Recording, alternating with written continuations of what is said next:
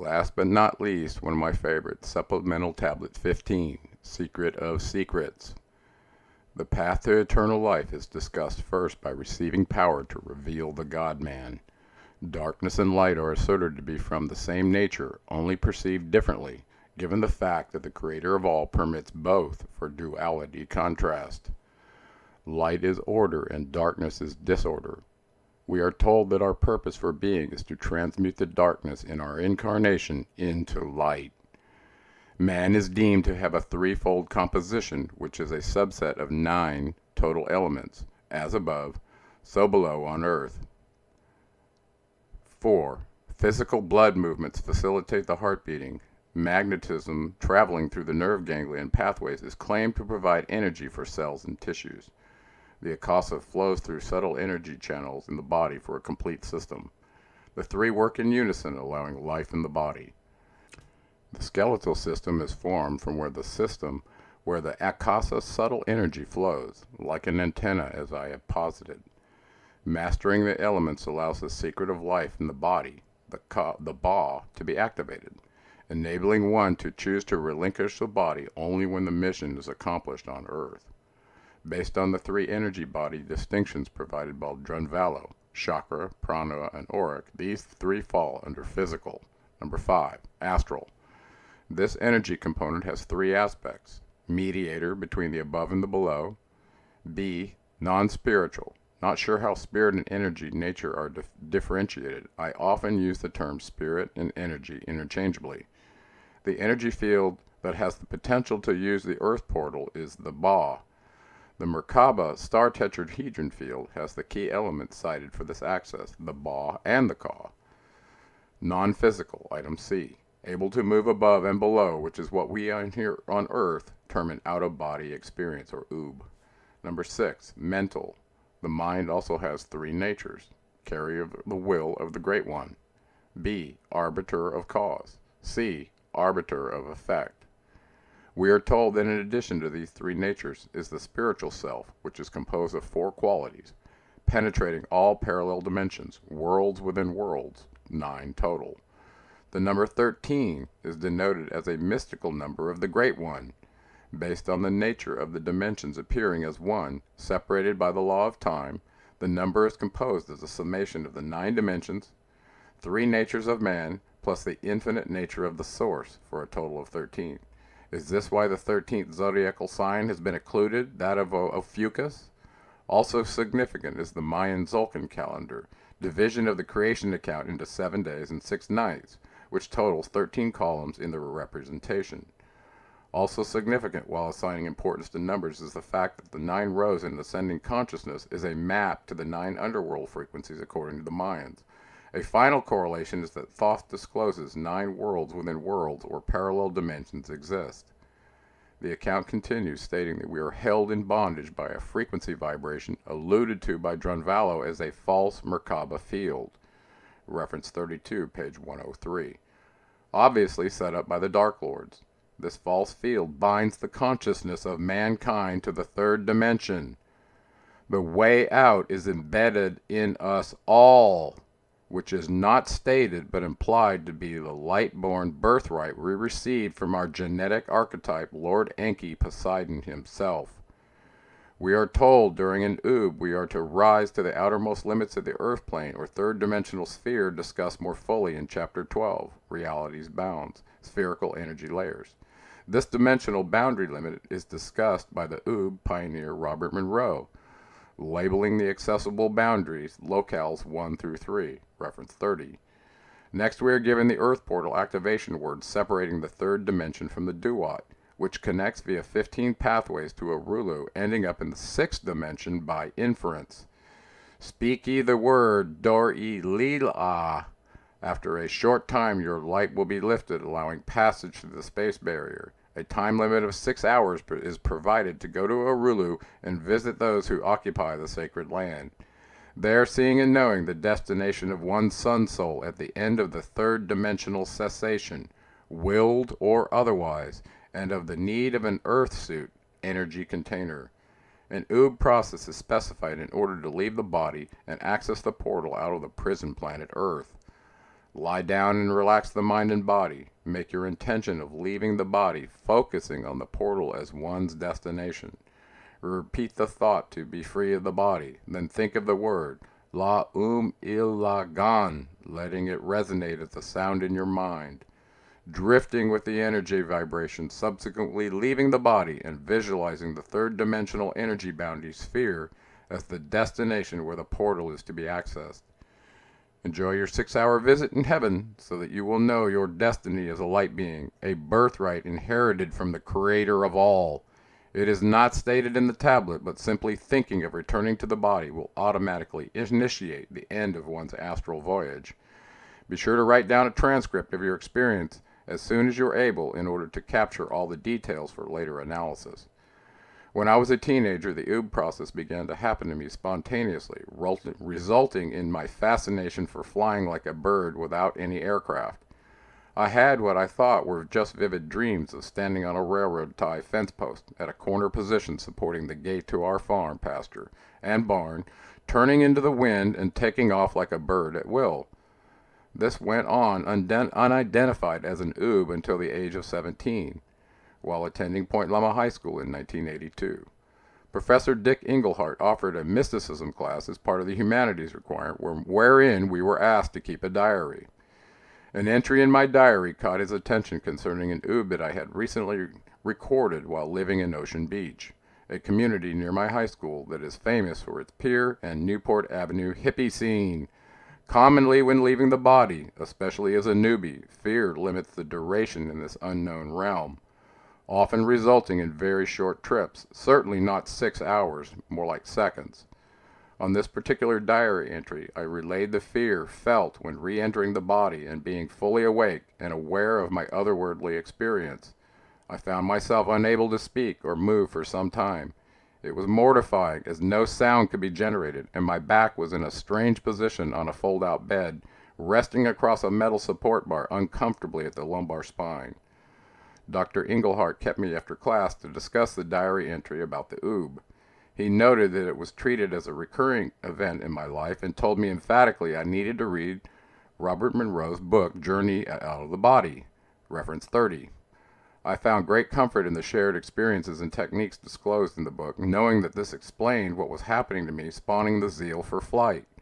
For those who have not been exposed to my radio interviews and lectures, I chose to leave college right after high school to pursue one of my lifetime chance to fly like a hummingbird, choosing to serve in the military from 1982 to 1989 as a Chief Warrant Officer 2. My assigned aircraft qualifications after completing flight school, light blue class 8513, included both AH-1 Cobra Attack and OH-58 Aero Scout helicopters. However, my experience flying for the Army did not fully satisfy the experience I had during an oob. Later in 1999, 10 years as a civilian, the skies reached out to me again, pulling me back heavenward. My qualification as a hang glider pilot began, and soon I was flying free like a bird in the various sites sponsored by the United States Hang Gliding and Paragliding Association, which can be investigated online for the air enthusiast. My real-life experience, as close as it gets in my book, was one of my last flights at a glass-off about 5 p.m. at that time of the year, at one of my favorite places, Horse Canyon. The rocky and mountainous terrain just north of Interstate 8 off Buckman Springs Road exit is the unique site in that the prevailing westerlies coming off the Pacific Ocean meet the warm, dry air of the East County desert, causing a lift zone that runs north and south for a substantive distance. This convergence zone is easily accessed by hang gliders and some brave paragliders pilots as well. On this particular day, I was one of only 2 pilots present. My paraglider pilot and friend, Ron Smith, took off from the upper peak of Horse Canyon during the smooth flying conditions caused by a more even radiation of terrestrial trapped solar energy. This showed up as a uniform, smooth flying experience, almost effortless and devoid of the violent wind gusts and turbulence present in altitudes achieved there, sometimes over 10,000 feet above ground level AGL.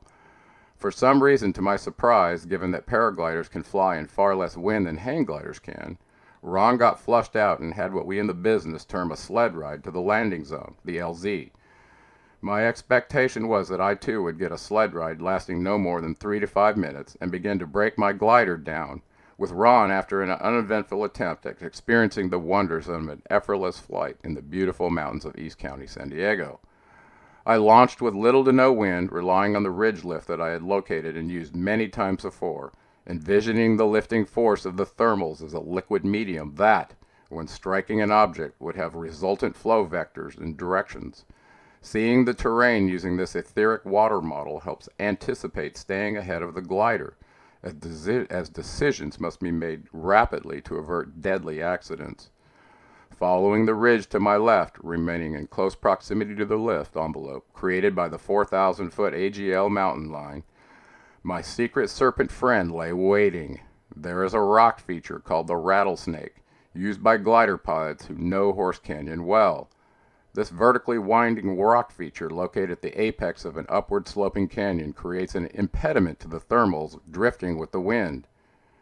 As a drifting and rising column of warm air impacts a terrestrial feature like the rattlesnake, strong thermal vents often lead to cloud formation at the dew point temperature for water. At some altitude, return thermal equilibrium. Rising to this location is usually not possible in glass-off conditions at day's end. But the lift being generated at the special snake rock led to my solitary experience, which most closely approximated the feeling of an oob. Arriving at the rattlesnake, just barely high enough to be useful, I found the sacred breath of the snake. Its hissing but mellow breath raised the kite, fashioned from fabric and aluminum poles, with me suspended in a cocoon below. The rattlesnake trigger point produced enough upward lift that I was able to make it to a set of twin peaks, which were just visible north of Buckman Springs Rest Area. The Twin Peaks are often a good place to head when the wind is coming more out of the north. Although at glass-off time there was very little wind, just enough to cause one to turn left and not right toward the rock pile at launch. Ron was asked via radio if he needed to return to town and indicated he did not, allowing me to explore the Twin Peaks in my glider until the magical flying conditions ended near sundown. While circling the peak of the first twin granite pyramid-shaped mountain, a raptor caught my eye, leaving its nest atop the rock. Triggering its territorial imperative to protect its hunting grounds, the red-tailed hawk joined me in a counterclockwise circle as I intruded on its domain. The encounter could have gone very badly, as predatory birds will attack an intruder without notice, often climbing high above, then suddenly diving on the prey with the added force of gravity to facilitate a mortal wound imparted at very high speed. Hang gliders are very aware of such dangers when flying in remote mountain sites where raptors nest. Suddenly the hawk came close to me, both of us circling the same direction, eye to eye, looking in the direction of the coordinated turn. Mystically, possessed of a meta-awareness with time seemingly standstill, at this very moment I felt complete transcendent sensation that this was truly the closest spiritual experience in waking life that I had during an oob. Soaring with a creature I was mimicking was the penultimate experience for me, unconcerned about the Greek legend of a fellow flight aspirant who met a mortal end by getting his wings too close and subsequently melted by the heat of the sun.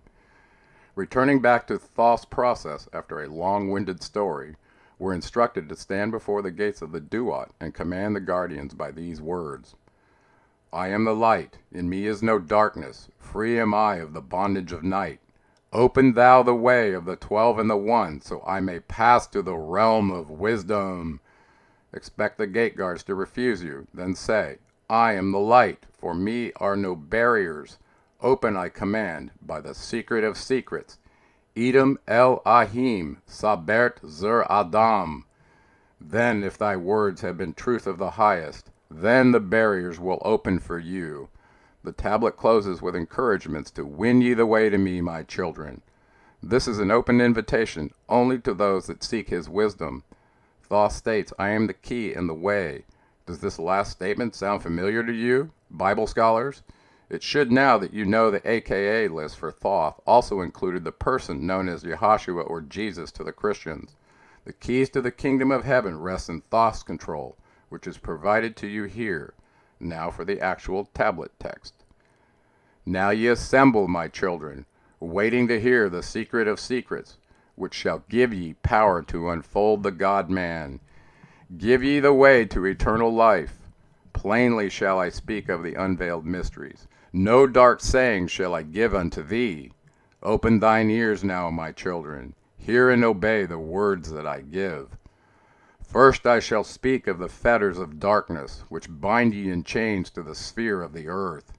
Darkness and light are both of one nature, different only in seeming, for each arose from the source of all. Darkness is disorder, light is order. Darkness transmuted is light of the light. This, my children, your purpose in being, transmutation of darkness to light. Hear ye now the mysteries of nature, the relations of life to the earth where it dwells. Know ye are threefold in nature, physical, astral, and mental in one. 3 are the qualities of each of the natures, 9 in all, above as below. In the physical are these channels, the blood which moves in vortical motion, reacting on the heart to continue its beating, magnetism which moves through the nerve paths, carries of energy at all cells and tissue, akasa which flows through channels, subtle yet physical, completing the channels. Each of the 3 attuned with the other, each affecting the life of the body. Form they the skeletal framework through which the subtle ether flows. In their mastery lies the secret of life in the body, relinquished only by the will of the adept, when his purpose in living is done. 3 are the natures of the astral. Mediator is between above and below, not of the physical, not of the spiritual, but able to move above and below. 3 are the natures of mind, carrier of the will of the Great One, arbitrator of cause and effect in thy life. Thus is formed the threefold being, directed from above by the power of 4. Above and beyond man's threefold nature lies the realm of the spiritual self. 4 is it in qualities, shining in each of the planes of existence, but 13 in one. The mystical number. Based on the qualities of man are the brothers. Each shall direct the unfoldment of being. Each shall channel be of the Great One. On earth man is in bondage, bound by space and time to the earth plane. Encircling each planet, a wave of vibration binds him to his plane of unfoldment. Yet within man is the key to releasement. Within man may freedom be found. When ye have released the self from the body, rise to the outermost bounds of your earth plane. Speak ye the words, Dor-e-lila. Then for a time your light will be lifted. Free may ye pass the barriers of space. For a time, half of the sun, 6 hours, free may ye pass the barriers of earth plane. See and know those who are beyond thee. Yea, to the highest worlds may ye pass. See your own possible heights of an unfoldment. Know all earthly futures of souls. Bound are ye in your body, but by the power ye may be free. This is the secret whereby bondage shall be replaced by freedom for thee. Calm let thy mind be, at rest be thy body, conscious only of freedom from flesh. Center thy being on the goal of thy longing. Think over and over that thou wouldst be free. Think of this word, la-ilganuver, over and over in thy mind let it sound. Drift with the sound to the place of thy longing, free from the bondage of flesh by thy will. Hear ye while I give the greatest of secrets, how ye may enter the halls of Amente. Enter the place of the immortals as I did, stand before the lords in their places. Lie ye down in rest of thy body, calm thy mind so no thought disturbs thee. Pure must ye be in mind and in purpose, else only failure will come unto thee. Vision Amenti as I have told in my tablets, long with fullness of heart to be there. Stand before the lords in thy mind's eye, pronounce the words of power I give mentally. Mekut el Shab el Hale, Sur ben el Zabrut, Zin Ephraim Quar el. Relax thy mind and thy body, then be sure your soul will be called. Now give I the key to Shambhala, the place where my brother lives in darkness. Darkness but filled with light of the sun, darkness of earth but light of the spirit. Guides for ye when my day is done. Leave thou thy body as I have taught thee. Pass to the barriers of the deep, hidden place. Stand before the gates and their guardians. Command thy entrance by these words. I am the light, in me is no darkness. Free am I of the bondage of night. Open thou the way of the 12 and the 1, so I may pass to the realm of wisdom. When they refuse thee, as surely they will, command them to open by these words of power. I am the light, for me are no barriers. Open, I command, by the secret of secrets. Edom, Elohim, Sabert, Zur, Adam. Then if thy words have been truth of the highest, open for thee, the barriers will fall. Now I leave thee, my children. Down, yet up to the hall shall I go. Win ye the way to me, my children. Truly my brothers shall ye become. Thus finish I my writings. Keys let them be to those who come after, but only to those who seek my wisdom.